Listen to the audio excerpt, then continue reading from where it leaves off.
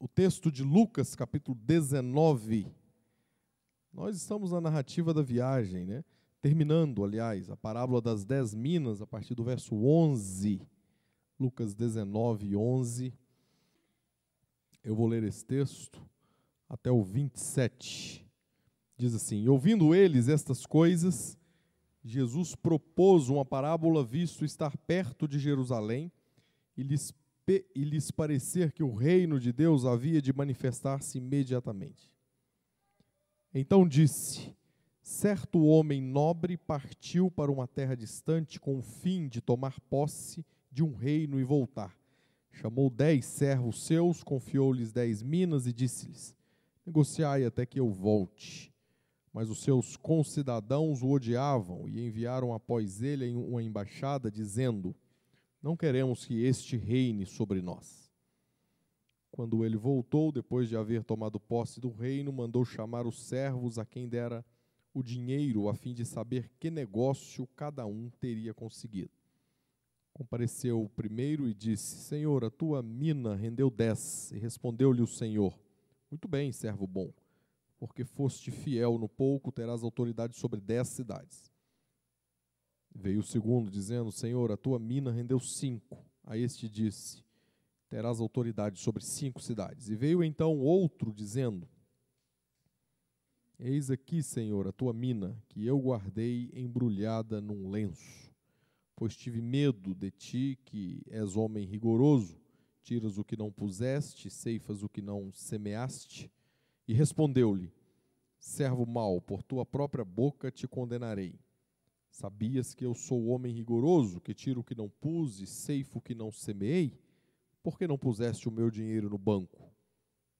E então na minha vinda o receberia com juros. E disse aos que o assistiam: tirai-lhe a mina e dai-a ao que tem as 10. Eles ponderaram: Senhor, ele já tem 10. Pois eu vos declaro, a todo o que tem dar-se-lhe-á, mas ao que não tem, o que tem lhe será tirado. Quanto, porém, a esses meus inimigos que não quiseram que eu reinasse sobre eles, trazei-os aqui e executai-os na minha presença. Bom, este é o texto final da narrativa da viagem de Jesus Cristo chegando a Jerusalém. O que significa Jesus chegando na cidade onde será entregue aos gentios, traído e morto à cruz. O texto seguinte é a entrada triunfal de Jesus em Jerusalém. Então, durante semanas ou meses, nós estivemos analisando essa parte significativa do Evangelho de Lucas, onde Jesus está dando as suas aulas particulares para os seus discípulos. A maior parte do tempo dos ensinos são direcionados de maneira exclusiva aos seus discípulos, e sempre tudo isso dentro da ideia, do sentido de que Jesus está cumprindo a sua missão, está chegando o grande momento histórico do cumprimento da sua missão. Não só histórico, mas o grande momento da salvação. E nós percebemos que nesses 10 capítulos, do 9 ao 19, os discípulos estão sempre com a sensação de que o grande momento de Jesus em Jerusalém é uma manifestação imediata, política, do reino, onde Jesus vai tomar o reino da mão dos romanos, que estão subjugando o povo de Israel, né? Aquela província palestina, que é uma colônia, até a gente pode dizer, do ponto de vista político, bélico, uma colônia insignificante, né? De Roma. E eles, para os quais aquilo significa tanto para o povo hebreu, né? aquilo tem tanta razão, tanta importância até os dias de hoje, né? Eu me lembro de ter lido num importante livro sobre as guerras que se sucederam após o estabelecimento do Estado de Israel em 1948, um livro de um jornalista americano, A Porta dos Leões, acho que é isso mesmo, a Porta ou o Portal dos Leões, e ali vários relatos e experiências de grandes generais judeus que começam a nação meio, entre aspas, meio maltrapilha, né? Que nós temos o retorno de 1948, de muitos judeus espalhados pelo mundo inteiro, e aquele direito, né, de terem ali um Estado estabelecido, e eles têm várias lutas, várias guerras, vários problemas para se adaptarem, e até mesmo contra os seus vizinhos árabes, a maior parte deles, né, árabes, inclusive uma quantidade imensa de árabes que estão ali, né, quando eles chegam até os dias de hoje. Nós sabemos que há uma polêmica até os dias de hoje sobre o Estado palestino, né? Mas a questão é como foi narrado naquele livro, um livro de 500 páginas, alguma coisa assim, o quanto significavam para os judeus, né, oficiais, generais, que acabaram se tornando os grandes líderes políticos de Israel no decorrer da história, né, desde aquele período de 1948, e o quanto era importante para eles voltarem, né, para aquele lugar, e não só voltarem para aquele lugar, mas conquistarem Jerusalém, né? E eu estou citando isso porque nós não temos, talvez, um senso de nacionalismo tão aguçado. Nem estou dizendo que temos que ter ou que não devemos ter, não estou entrando no mérito da questão, eu só estou dizendo que, às vezes, foge do nosso contexto o quanto é importante para aquele povo que, durante milhares de anos, em algumas circunstâncias, não só em uma, se sentiram exilados do mundo.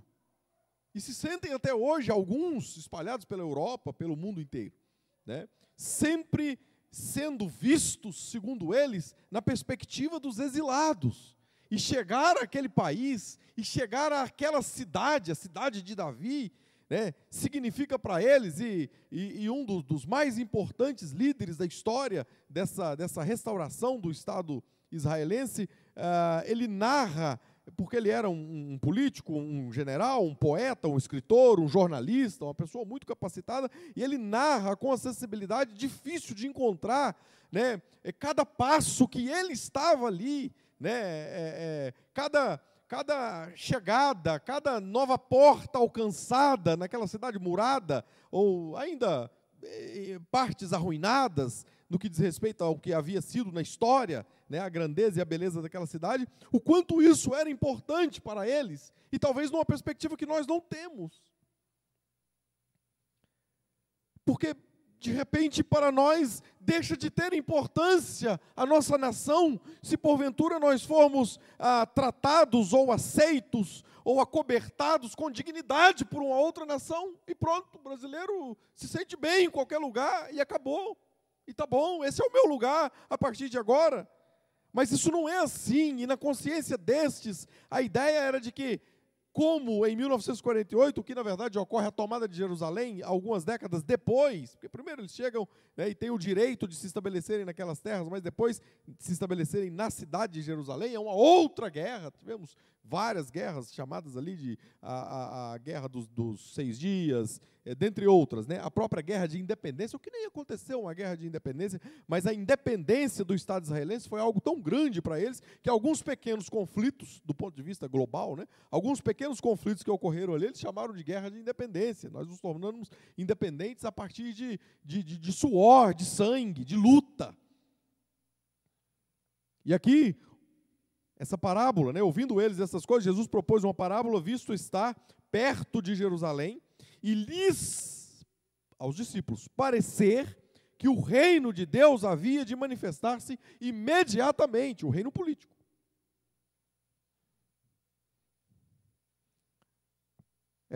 De fato, há um rei. E há um reino. Os discípulos não estavam errados de tudo. Mas o problema era o equívoco quanto à compreensão da maneira que esse rei governa.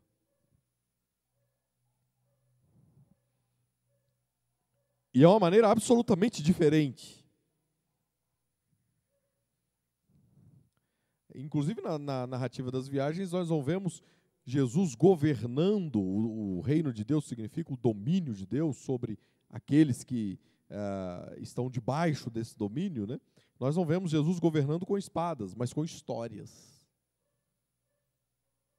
Isso é muito forte para os discípulos e para todos nós. Aliás, as mais importantes ilustrações, parábolas, comparações, metáforas dos evangelhos, elas estão na narrativa da viagem.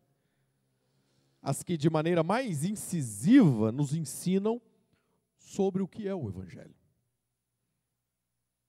Histórias, como a história do filho pródigo, que ocupa o centro da narrativa da viagem, que nunca saem da nossa mente. De como isso é grande, de quantas lições estão dentro disso. Assim ele está governando. Mas o versículo 14, depois de citar o fato de que um rei foi pedir permissão para governar, o que havia acontecido com o filho de Herodes o Grande, Arquelau, era uma situação comum para aquele contexto, principalmente dentro de um império, né? Para se governar, os filhos de Herodes, não só Arquelau porque foi o governador da Judéia, né? Eles foram a Roma pedir a autorização, né? O endosso de César.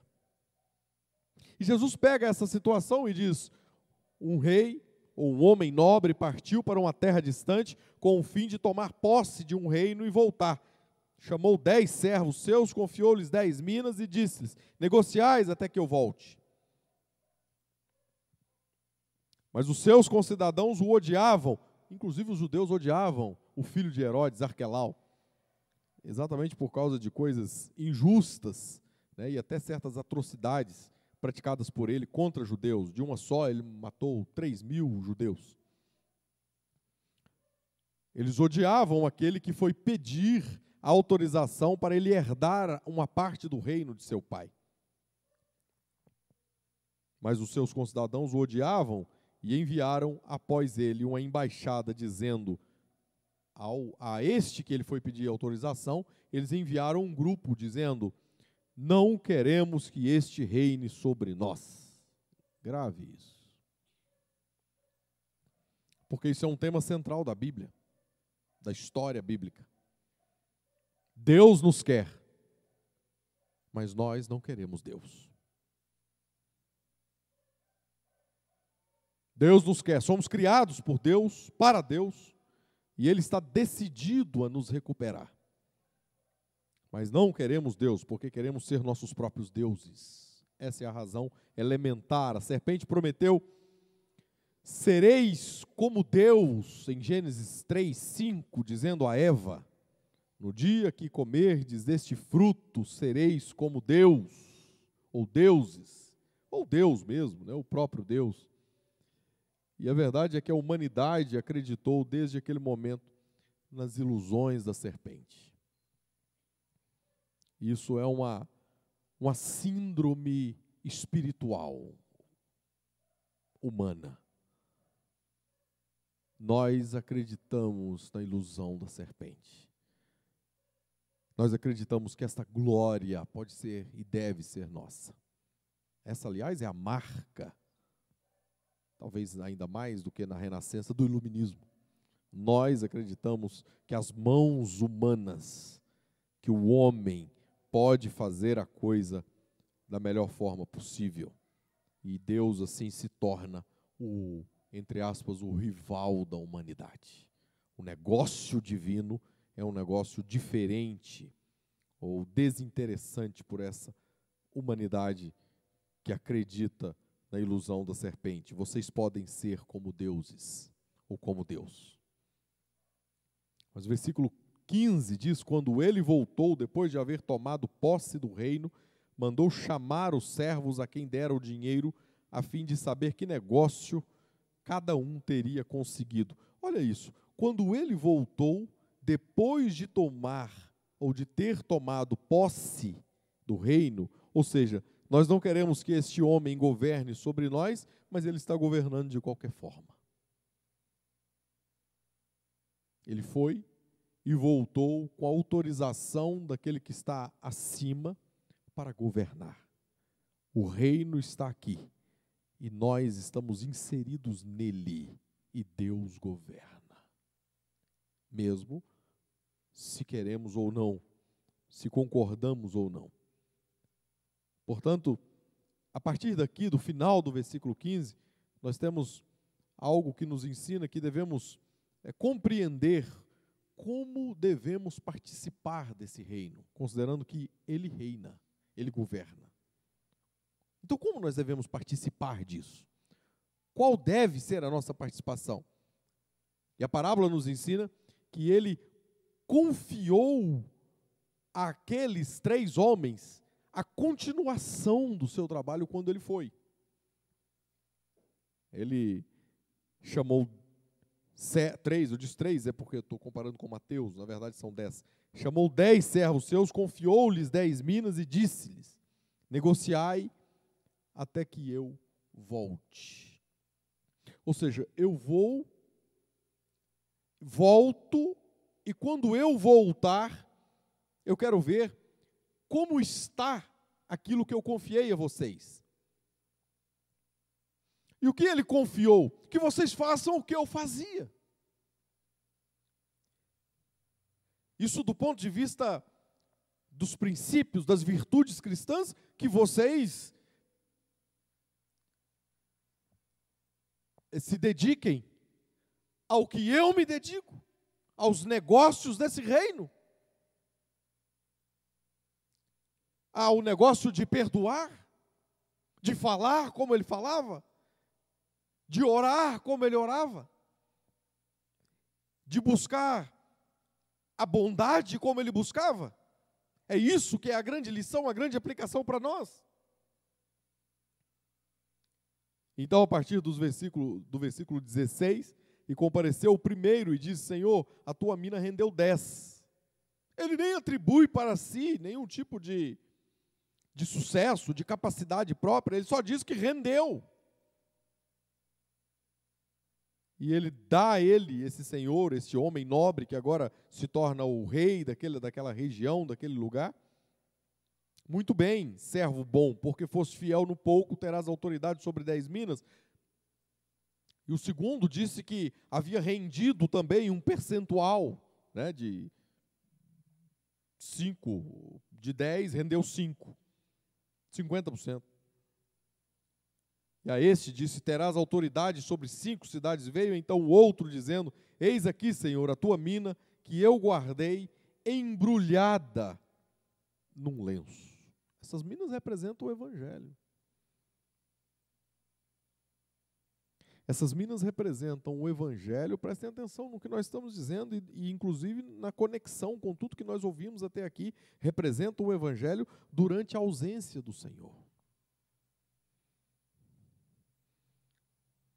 O Senhor se foi e nos confiou algo para que, na sua ausência, nós possamos fazer disso, com isso, o melhor. Todos devem ocupar-se com isto, até o retorno segundo a parábola, o termo usado, do homem nobre. Ou seja, temos que lidar com o que é dele e com o que ele deixou para nós. E o que acontece aqui no versículo 20 é: eu guardei embrulhado num lenço. Ora, nós não estamos aqui tentando ser mais analíticos, entendermos melhor quais são o real interesse linguístico, literário de Jesus Cristo. Nós estamos aqui para tentar fazer com que isso se aplique a nós. E é exatamente o que está acontecendo, e talvez o ponto mais forte do texto é esse. eu guardei embrulhado no lenço. Você está embrulhando num lenço as coisas que Jesus confiou a você? Você está preservando, protegendo aquilo que é responsabilidade sua, enquanto na verdade deveria colocar em bom uso? É impressionante como as pessoas, elas dão pouco, quase nada, em muitas circunstâncias, nada. No que diz respeito às coisas de Deus, parece que as pessoas estão servindo elas mesmas. Eu até acredito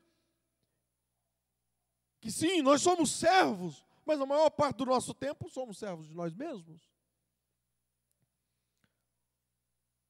Porque se o meu eu quiser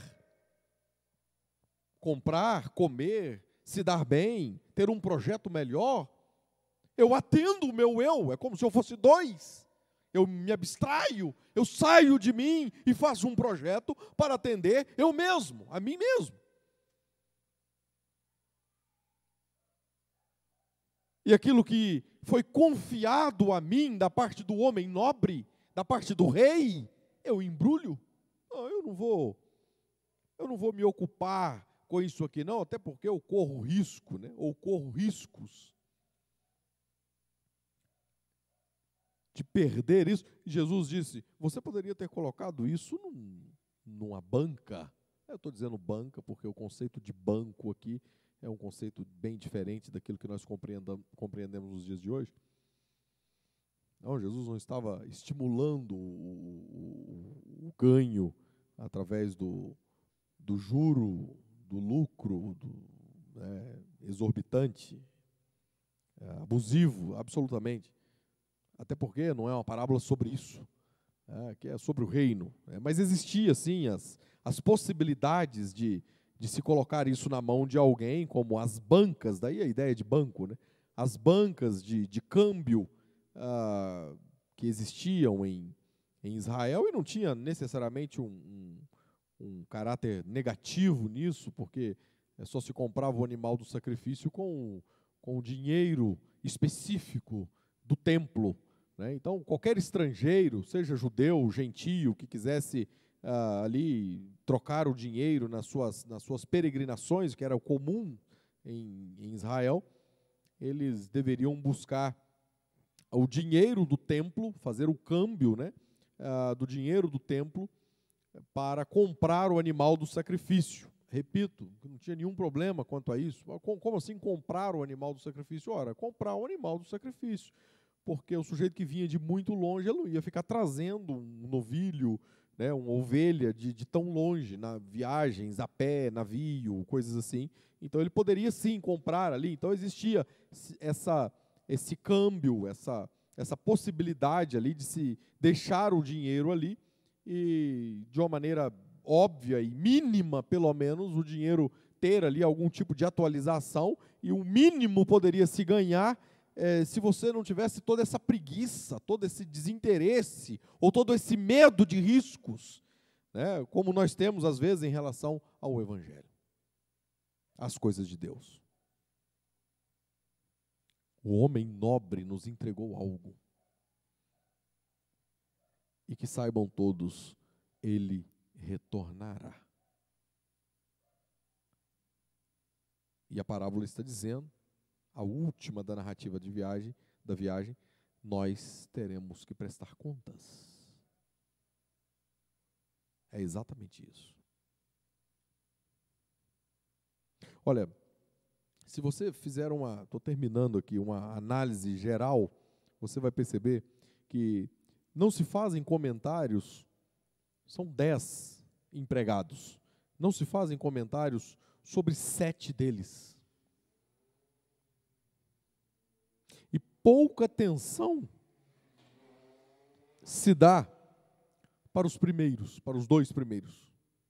Então, de 10, nesse texto, de 16 versículos, pouco comentário se faz sobre os 2 que negociaram bem, que lidaram bem com aquilo que foi entregue a eles, e os outros 7 nem são mencionados. Mas é importante que todos saibam que a história aqui é impiedosa quanto aos egoístas,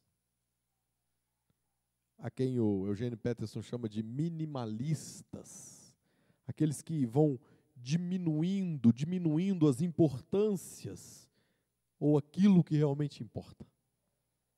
Não, isso é bobagem, a gente não precisa disso, a gente faz isso quando tiver jeito. E aqui o texto está ensinando que não há neutralidade no reino de Jesus. 7 dos 17 versos da história são dedicados a quem? Ao terceiro servo. Mais espaço é dado à sentença decretada, ao que não quis correr risco, ao que não quis participar, do que aos outros 9 servos. Mais espaço, até mesmo, do que aos inimigos do rei no início do texto, aqueles que foram contrários ao governo deste rei, é dado a este servo. Por quê? Porque não participar, por mais jeitosa que seja a nossa justificativa, é desobediência. Recusar a obedecer vai trazer o mesmo juízo que desobedecer rebeldemente. É isso que o texto nos ensina. E nós não precisamos falar mais nada dele, está dito. Recusar a obedecer vai trazer o mesmo juízo que desobedecer rebeldemente. Hoje pela manhã, inclusive na Escola Bíblica Dominical, estávamos falando sobre isso, na lição ministrada aqui pelo professor Kennedy.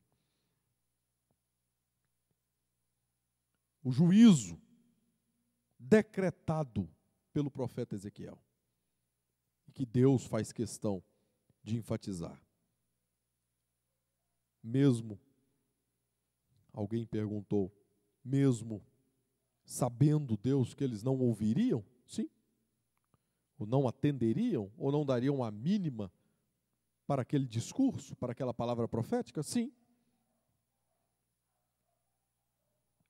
Mas o que importa é que saibam as mais diversas categorias, ou as mais diversas posturas que nos fazem ficarmos no nosso conforto, ou na nossa omissão, ou no nosso desinteresse, ou na nossa constante e insistente postura de ignorar as coisas de Deus.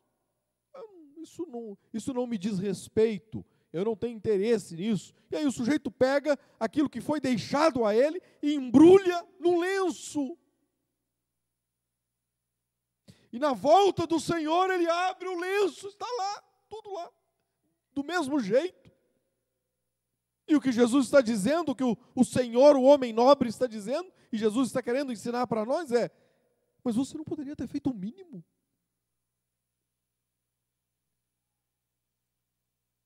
Você não fez nada.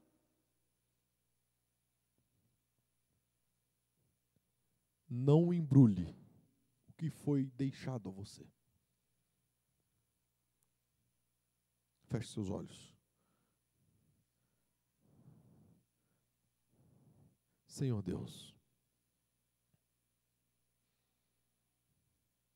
que cada coração que está aqui nesta noite possa ser despertado, cada um de nós, ó Pai. Sim, o Senhor quer nos usar. O Senhor quer que nós tratemos com a devida atenção e importância, Senhor Deus, aquilo que o Senhor nos deixou. Seja essa obra missionária, Senhor Deus, é uma ordem do Senhor, a proclamação do Evangelho a todo canto, a todos os lugares. Aqui e acolá, ali e além. Bendito Deus. Que tudo aqui nessa noite seja instrumento do Senhor para mover a gente, para limar o coração da gente, para transformar o coração da gente, para converter-nos, Senhor Deus, daquilo que realmente importa, aquilo que o Senhor nos confiou. A tua obra em primeiro lugar, o teu reino em primeiro lugar, a tua justiça em primeiro lugar. Que o Senhor continue nos inspirando, Senhor Deus, no dia a dia. Daqui a pouco, com esta canção que cantaremos, também com o nosso amanhecer, ó Pai, que ali já sejamos sempre, ó Pai, despertados para o quão importante é fazermos o melhor com aquilo ou daquilo que o Senhor deixou nas nossas mãos. No nome de Jesus nós oramos. Amém, Senhor Deus.